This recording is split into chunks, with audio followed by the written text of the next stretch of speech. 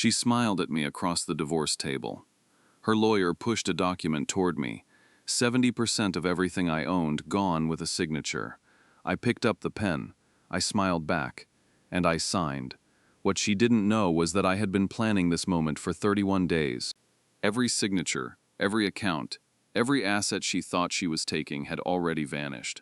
Stay with me until the very end, because this story doesn't end with betrayal, it ends with justice. Drop the city you're watching from in the comments. I want to see exactly how far this reaches. I'm 63 years old. I built my life the hard way, brick by brick, decision by decision, sacrifice by sacrifice. I had a thriving consulting firm, a lake cabin on 40 acres of private waterfront, 28 years of marriage to a woman named Melissa, and a son-in-law I trusted like a son.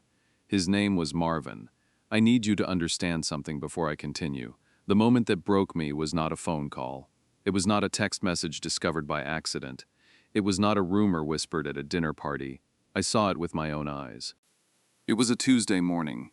I walked into my own kitchen. The coffee mug slipped from my hand and shattered against the tile floor, but I barely registered the sound, because standing in the very room where my family had shared thousands of meals, thousands of memories, was my wife and my daughter's husband. Together, intimately, undeniably. Here is a fact that most people never consider. Psychological studies confirm that witnessing betrayal directly, rather than being told about it, activates the same neural pathways as physical pain. What I felt standing in that doorway was not a metaphor. It was real, physical agony. Melissa turned, saw me.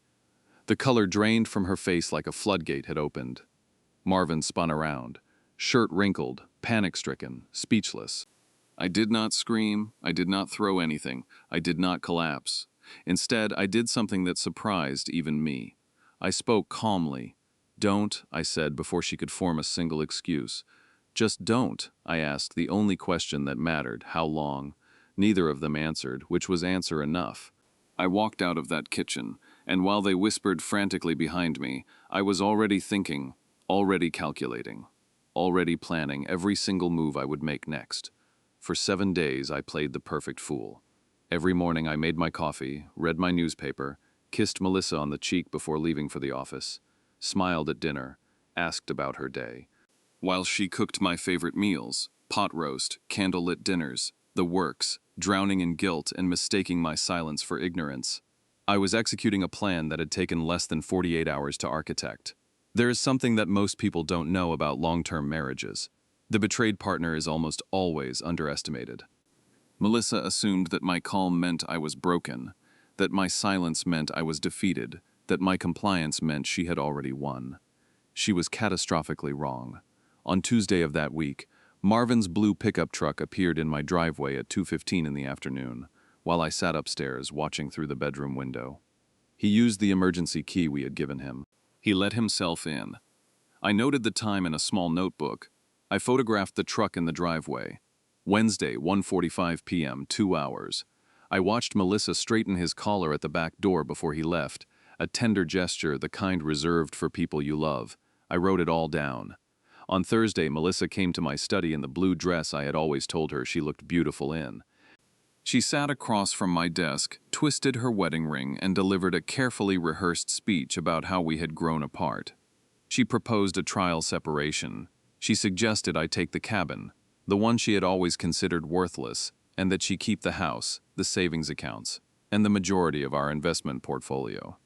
What she did not know, could not have known, was that 6 months earlier, I had already begun restructuring every significant asset I owned, not because I suspected the affair, but because a quiet instinct, the kind that takes decades to develop, had been whispering warnings I hadn't yet learned to name. I had established Henderson Holdings LLC, a parent company, that quietly absorbed my consulting firm, my investment portfolio, and my development contracts for the cabin property. The cabin she dismissed as worthless, independently appraised at $800,000. My consulting firm, Henderson Business Solutions, valued at $2.3 million, and I had already received a buyout offer for $3.8 million from a competitor, all of it legally restructured, all of it above board, all of it already gone from her reach. On a crisp Monday morning, Melissa placed a manila folder on the breakfast table. She had already hired a lawyer. Jennifer Morse, fresh out of law school, inexperienced in family law, charging discount rates. Melissa had chosen her attorney the same way she chose everything, based on convenience. My attorney was Richard Hawthorne, 15 years at my side, one of the sharpest legal minds I had ever known. We sat in Richard's mahogany conference room the following Tuesday. Melissa wore her Navy power suit. Jennifer shuffled papers nervously. Richard was still composed, lethal in his patience. For 45 minutes they negotiated our marriage like a corporate acquisition. The house, $450,000. The savings accounts, $230,000. The investment portfolio, $1.7 million. When Jennifer pushed for the 60-40 split in Melissa's favor, citing her years as a homemaker, Richard didn't flinch. He simply asked which legal precedent supported that claim. Then he did something extraordinary. He slid a new proposal across the table. Mr. Henderson, Richard said, is prepared to offer his wife 70% of all liquid assets. Melissa blinked. Her attorney blinked. 70%. Nearly $2 million. Far more than she had ever dared to ask for. And here's what neither of them understood. 70% of liquid assets, meaning the house, the personal savings, and the retirement fund, was the only category of wealth I had left in my own name. Everything else, the investment portfolio, the business, the cabin property, all of it now lived inside Henderson Holdings, LLC, which had already been sold to Morrison Consulting Group for $3.8 million. She wasn't taking 70%. She was taking 70% of what remained after the architecture was complete. She signed every page. With a flourish, I signed where I was told, and it was done. I spent that evening alone on the cabin porch, a glass of good scotch, my father's old fishing rod, stars reflected on a lake that belonged entirely to me. My phone rang at 9 o'clock. It was Melissa. "George, there seems to be a problem with the investment accounts." I took a slow sip of scotch. She had gone to the bank to transfer the portfolio. The bank told her the accounts were held inside something called Henderson Holdings, LLC, and she could not access them without additional documentation. "What is Henderson Holdings?" she whispered. I explained it to her calmly. A holding company established for tax purposes. It had served as the parent organization for the business, the investment properties, and the development contracts.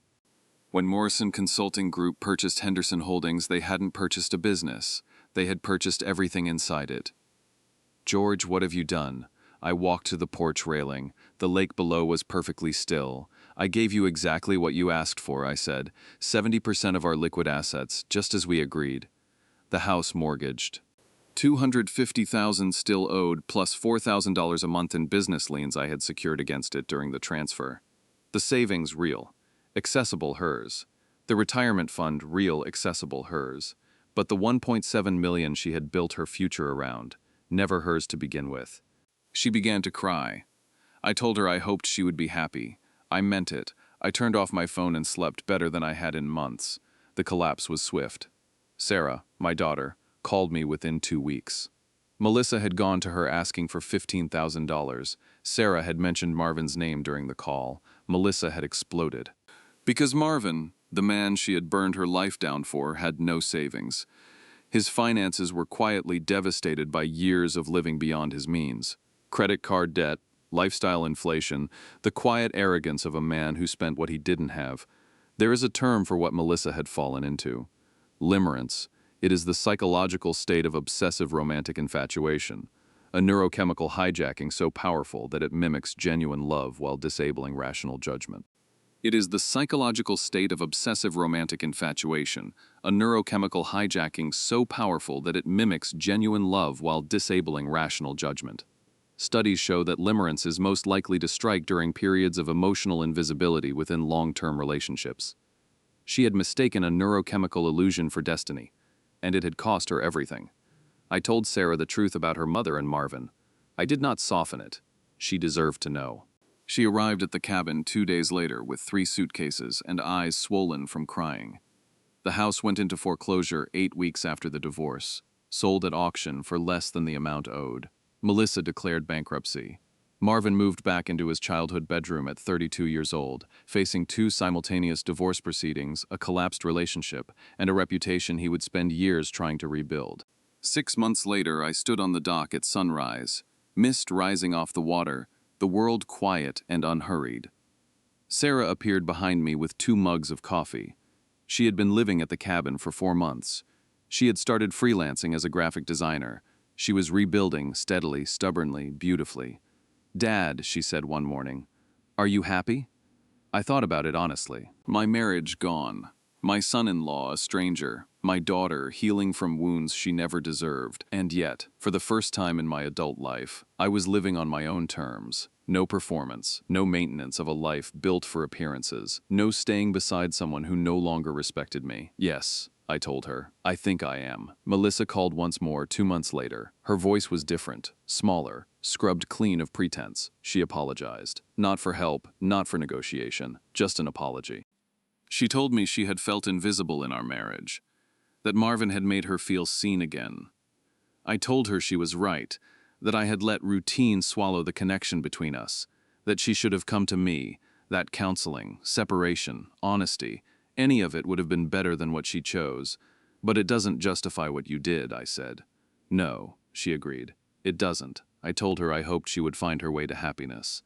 I hung up, and I sat in the silence of a lake that reflected stars like scattered diamonds.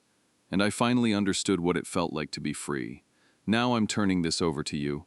If you were in that kitchen, what would you have done? Quietly leave or blow it all up? Let me know your thoughts and your location below. Don't forget to like and subscribe to join the realm. The truth is coming for everyone.